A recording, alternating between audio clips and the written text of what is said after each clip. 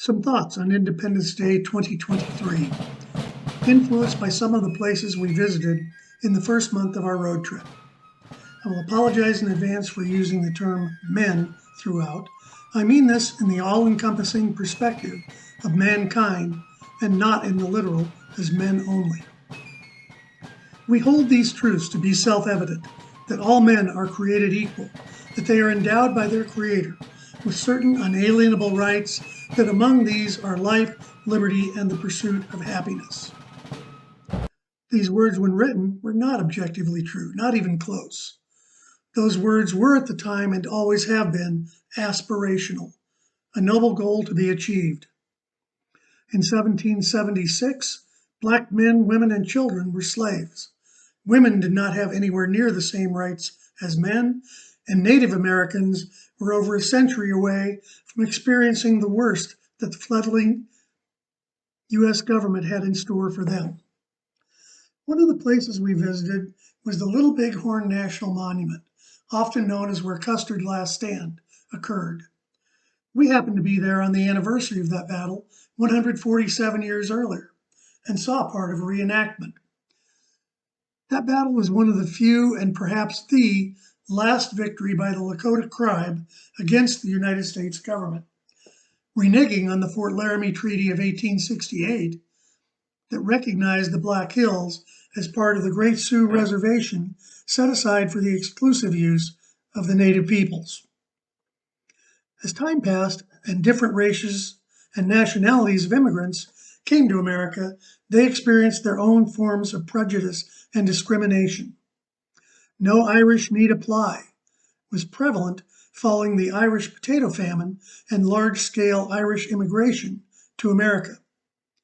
During World War II, Japanese Americans were forcibly removed from their homes and imprisoned in camps, deprived of those certain unalienable rights. There are many others I could cite through America's history, but you get the point. We hold these truths to be evident that all men are created equal. These words were at the time and always have been aspirational, a goal to be achieved. I would contend they remain aspirational today, and probably should be aspirational for decades to come. As an example, if you were to travel the length of a football field, moving 1/4 of the remaining distance each time you moved, you would never truly reach the end zone, the goal line. In time, however, it would be first down and goal inside the 2-yard line. Yet on this Independence Day 2023, I would encourage us all to look back and see how far we have come. Yes, there is still racial discrimination. We as a country still have room to grow into the inspirational words of Dr. Martin Luther King from August 28, 1963. I have a dream that my 4 little children will one day live in a nation where they will not be judged by the color of their skin, but by the content of their character. Just over 100 years earlier, on January 1st, 1863, President Abraham Lincoln issued the Emancipation Proclamation. Look how far we have come on racial equality in those 100 years and in the last 60 years since Dr. King's speech.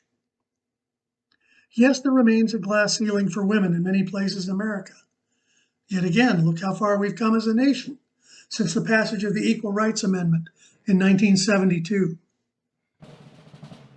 My intent is not to Photoshop American history, but rather to celebrate our achievements and yet recognize how far we still have to go. We hold these truths to be self-evident that all men are created equal. These words were at the time and always have been aspirational, a noble goal to be achieved.